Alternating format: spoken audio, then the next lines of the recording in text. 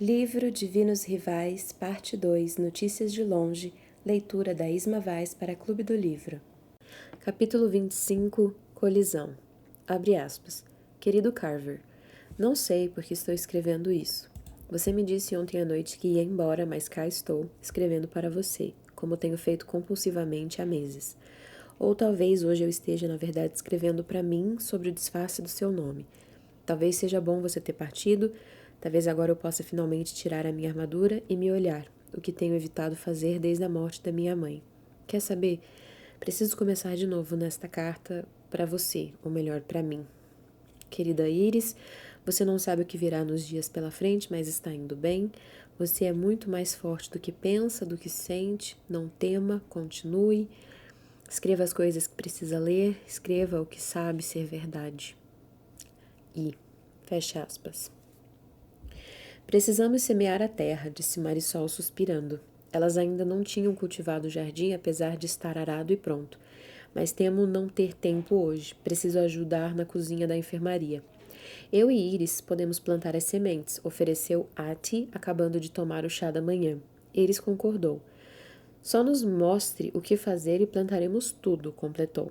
Meia hora depois, Iris e Ati estavam ajoelhadas no jardim, com terra sobre as unhas, enquanto criavam fileiras de montinhos e plantavam as sementes.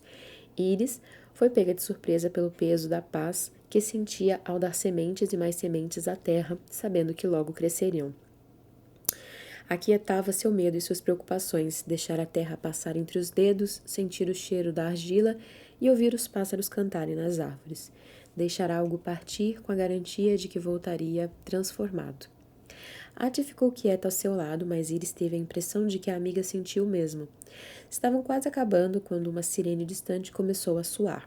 Imediatamente, o calor e a segurança que Iris sentia se esgotaram e o seu corpo se tensionou, com a mão no solo, a outra segurando as últimas sementes de pepino.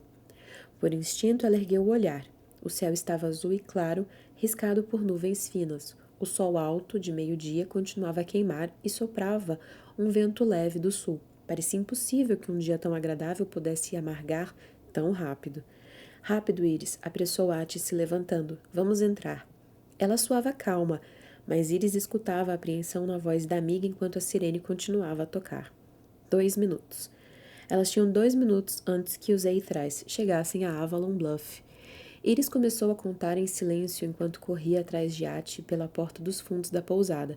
As botas iam sujando de terra os pisos e tapetes enquanto elas começavam a puxar as cortinas, cobrindo as janelas como Marisol instruía.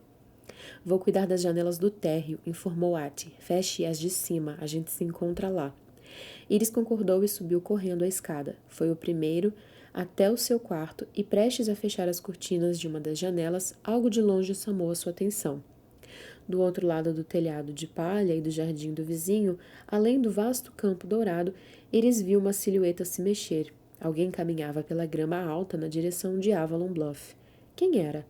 Aquela persistência tola em caminhar durante o alerta de uma sirene ameaçava a cidade inteira. A pessoa deveria estar deitada no chão, porque os Eithrais logo tomariam os céus, e se as criaturas aladas jogassem uma bomba tão perto, será que a casa de Marisol seria obliterada? Será que a explosão devastaria Avalon Bluff inteira? Iris forçou a vista contra o sol, mas era a distância demais. Ela não discernia nenhum detalhe da silhueta em movimento, apenas os passos rápidos em desafio à sirene. Então, correu para o quarto de Ati e pegou o binóculo da mesa. Iris voltou à janela, as mãos suando profusamente, e olhou pelas lentes. De início viu tudo embaçado, um mundo de âmbar, verdes e sombras. Inspirou fundo, se acalmando, e ajustou o foco do binóculo. Procurou o indivíduo solitário no campo e, depois do que pareceu 1 ano, finalmente o encontrou. A pessoa alta, de ombros largos e macacão cinza, atravessava a grama. Carregava uma máquina de escrever e uma bolsa de couro. Tinha uma insígnia no peito. Era outro correspondente de guerra, Iris percebeu. Ela não sabia se estava aliviada ou irritada ao erguer para analisar o rosto do sujeito. Mandíbula definida, testa franzida, cabelos grossos, cor de tinta penteado para trás. Ela ficou boquiaberta. Sentiu a pulsação nos ouvidos, engolindo todos os sons além do coração, que batia rápido e forte. Olhou para o garoto no campo. O olhou como se sonhasse. até que a verdade a percorreu em um calafrio. Ela reconheceria aquele belo rosto em qualquer lugar. Era Roman, confuso Kit. Ela sentiu as mãos congelarem. Não conseguia se mexer e, conforme passavam os segundos, percebeu que ele estava perto, assim dela, mas ainda tão distante, caminhando naquele campo. Sua ignorância atrairia uma bomba. Ele estava afadado a ser morto e destroçado, e Iris tentou imaginar como seria sua vida se ele morresse. Não. Ela soltou o binóculo. Com a cabeça agitada, se virou e saiu correndo do quarto, passando por Ati na escada. Iris! Iris! Gritou Ati, pegando seu braço. Aonde você vai? Não havia tempo para explicar. Iris escapou da amiga e saiu correndo pela casa, pela porta dos fundos e pelo jardim, que meros minutos antes estava sendo cultivado. Pulou a mureta de pedra e atravessou a rua a toda, percorrendo o jardim do vizinho. Os pulmões dela pareciam pegar fogo e o coração vibrava na base do pescoço. Finalmente, chegou ao campo. Iris acelerou, sentindo a reverberação nos joelhos, o vento puxando seu cabelo solto. Ela o via. Não era apenas uma sombra desconhecida em um mar de ouro. Viu o rosto dele e a carranca se dissipou de sua feição quando ela o olhou, quando a reconheceu. Roman finalmente pressentiu seu pavor. Soltou a máquina de escrever e a bolsa de couro e correu para abraçá-la. Iris tinha perdido a conta do tempo. Em meio às marteladas do coração e ao rumo da adrenalina, percebeu que a sirene se calara. A tentação de olhar para o céu era quase insuportável, mas ela resistiu. Iris manteve o olhar fixo em Roman conforme a distância entre eles diminuía e se forçou a correr mais e mais rápido até sentir que os seus ossos derreteriam de exaustão. Kit! Tentou gritar, mas a sua voz era pouco mais do que um sussurro. Kit, se abaixe! Mas era claro que ele não entendia o que estava acontecendo. Roman não sabia o motivo da sirene e continuou correndo na direção dela. No momento antes de colidirem, Iris viu seu rosto nitidamente, como se o tempo parasse. O medo que iluminava o seu olhar, a expressão confusa, a boca entreaberta, fosse para respirar ou para chamar o nome dela. Roman estendeu as mãos para Iris, como Iris estendeu as mãos para Roman, e a imobilidade se partiu quando eles se tocaram, como se rachassem o mundo. Ela agarrou o macacão dele e usou a inércia da corrida para jogá-lo no chão. Ele não esperava o movimento e acabou se desequilibrando com facilidade. O impacto foi duro. Iris mordeu a língua enquanto os dois se embrenhavam na grama alta, sentindo o corpo dele quente e firme sobre o dela. Ele espalmou as mãos nas costas dela, segurando-a em um abraço. Winnow! Arfou Roman, o rosto a meros centímetros do dela. Ele a olhava como se ela tivesse acabado de cair das nuvens para atacá-lo. Winnow! Insistiu. O que está com... Não se mexa, Kit, sussurrou ela, o peito subindo e descendo como um fole junto ao dele.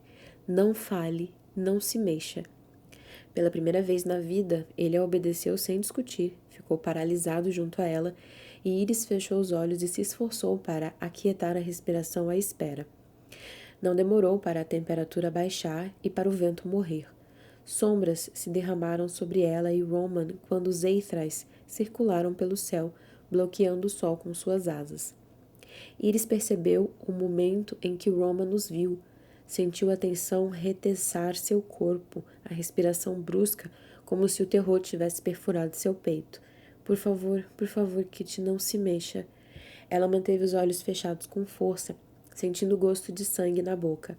Fios de cabelo balançavam em seu rosto e de repente ela teve uma necessidade insuportável de coçar o nariz, de secar o suor que começava a pingar do queixo. A adrenalina que a tinha impulsionado na corrida escapava, deixando para trás apenas um tremor nos ossos. Iris se perguntou se Roman sentiu o quanto ela tremia junto a ele, e quando Roman apertou as costas dela com mais força, ela soube que sim. As asas acima dos dois batiam constantemente. Sombras e ar frio continuaram a cobrir seus corpos. Um coro de guinchos atravessou as nuvens, lembrando o ruído de unhas em lousa de giz. Iris escolheu se concentrar no cheiro terroso da grama ao seu redor, amassada após a queda deles. Na respiração de Roman em contraponto com a sua, quando o peito dele subia, o dela afundava, como se compartilhassem o mesmo sopro, passado de um para o outro. no calor dele que a invadia mais forte que o sol. Ela sentiu o cheiro da água de colônia dele, especiarias e sempre viva. Transportava-a ao passado, a momentos que tinham vivido juntos, no elevador e na redação. Com o corpo sobre o de Roman, Iris não podia negar como a sensação era boa, como os dois se encaixavam. Uma faísca de desejo aqueceu seu sangue, mas o calor abaixou imediatamente quando ela pensou em Carver. Carver. A culpa quase a sufocou. Iris o manteve em mente até um calafrio a percorrer e ela sentir a necessidade estranha de abrir os olhos. Ousou fazê-lo e descobriu que Roman analisava seu rosto atentamente. O cabelo dela caía, emaranhado, na boca dele, e o seu suor pingava no pescoço de Roman, mas ele não se mexia obedecendo às ordens. Ele a olhou e ela o olhou. E os dois esperaram a chegada do fim.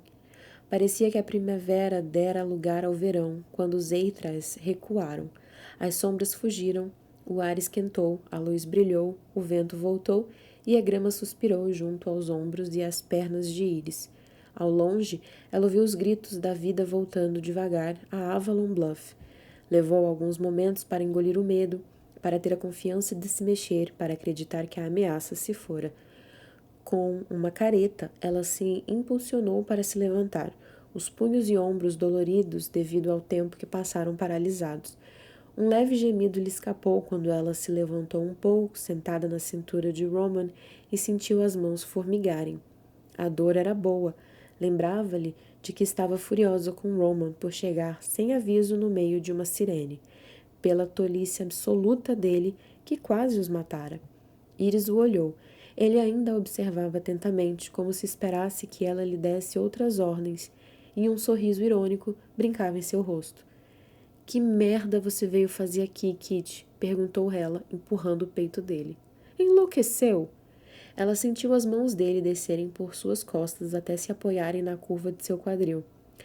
Se não estivesse tão exausta e tensa devido ao encontro aterrador a que milagrosamente tinham sobrevivido, teria se desvencilhado do toque, teria estapeado ele. Talvez o tivesse beijado. Roman apenas sorriu, como se lesse seus pensamentos, e respondeu: Também é bom ver você de novo, Winnow.